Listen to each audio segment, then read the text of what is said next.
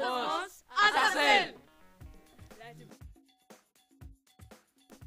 Quand on rentre dans le collège, il faut montrer son carnet de correspondance.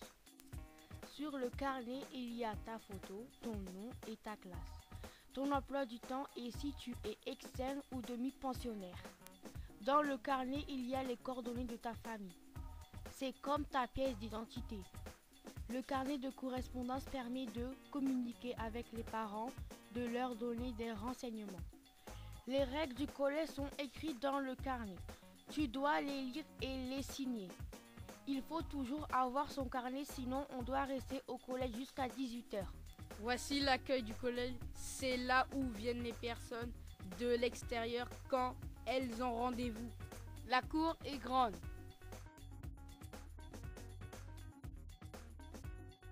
Quand ça sonne le matin, après les récréations et après la cantine, tu dois te ranger sur le marquage au sol correspondant au numéro de ta salle et attendre que le professeur vienne te chercher. Ceux qui mangent à la cantine peuvent utiliser des casiers pour mettre leurs affaires. Les assistants d'éducation sont aussi appelés surveillants. Ils s'occupent des entrées et des sorties. Ils restent dans la cour, dans la cantine, dans les couloirs pour être sûr que les élèves ne font pas de bêtises et qu'ils sont en sécurité. Au bureau des surveillants, tu peux savoir si on est en semaine A ou en semaine B. On peut aussi voir le nom des professeurs absents. Les surveillants peuvent aussi t'aider à te repérer dans le collège. Derrière le bureau des surveillants, il y a la salle de permanence où tu peux travailler quand tu as 1 heure de libre. Au collège, il y a 3 CPE, conseillers principal d'éducation. Il travaille avec les surveillants. Il s'occupe des absences et des retards. C'est lui qui téléphone aux parents quand un élève n'est pas là ou quand il fait des bêtises. Il y a un foyer des élèves où on peut faire des jeux et des activités. Au rez-de-chaussée, il y a aussi les bureaux de l'administration.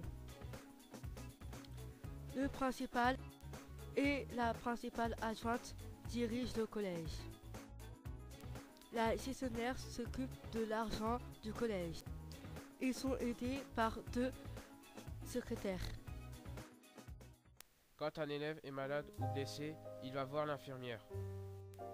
Dans son bureau, il y a un placard avec des médicaments et un lit pour se reposer. L'infirmière est aussi là pour écouter et donner des conseils sur l'hygiène, la sexualité, la nutrition et tout ce qui concerne la santé. Elle travaille au rez-de-chaussée à côté de l'assistante sociale qui est là pour aider les élèves et les familles quand ils ont un problème. Toujours au rez-de-chaussée, on trouve les salles de sciences. La salle de SVT, la salle de physique-chimie, la salle de technologie. Il y a aussi le bureau des professeurs de PS et les vestiaires de PS.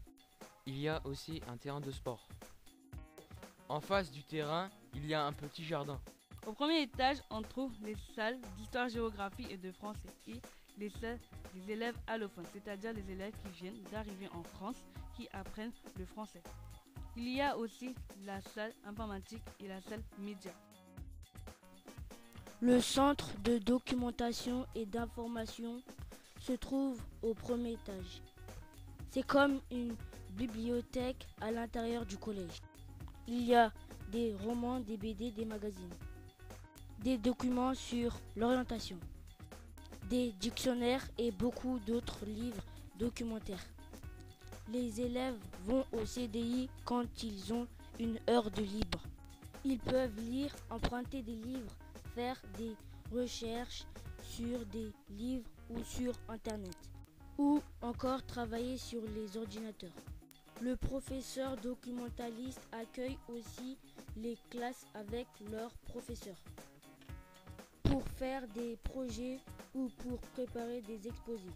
À côté du CDI, il y a le bureau du conseiller d'orientation psychologue qui peut te donner des informations sur les métiers et sur ton avenir professionnel. En face, il y a la salle des professeurs, c'est un peu comme la cour de récréation pour les adultes. Au deuxième étage, il y a les salles de langue, de mathématiques, des enseignants, d'appui et la salle du dispositif Ulysse. Ce dispositif accueille des élèves qui ont besoin d'une aide particulière. Ils sont aidés par l'AVS, le coordonnateur Ulysse et les autres professeurs. Au sein du regroupement Ulysse, il y a moins d'élèves. Et il y a des outils pour aider à mieux comprendre et apprendre. Par exemple, il y a des ordinateurs, des dictionnaires, des livres, des panneaux, des jeux éducatifs. Dans la cour, il y a un accès pour les salles d'art plastique et de musique. Dans la salle de musique, il y a beaucoup d'instruments. À 12h30, c'est l'heure du repas. Oui, dans ce self, on choisit entre 2 entrées et 2 desserts. Au collège, on peut participer à l'UNSS, Union nationale sport scolaire, c'est-à-dire pratiquer le foot, le tennis de table ou le basket les mercredis après-midi et certains jours de la semaine et jouer des matchs contre des élèves d'autres collèges. Il y a aussi d'autres activités comme la danse ou le théâtre.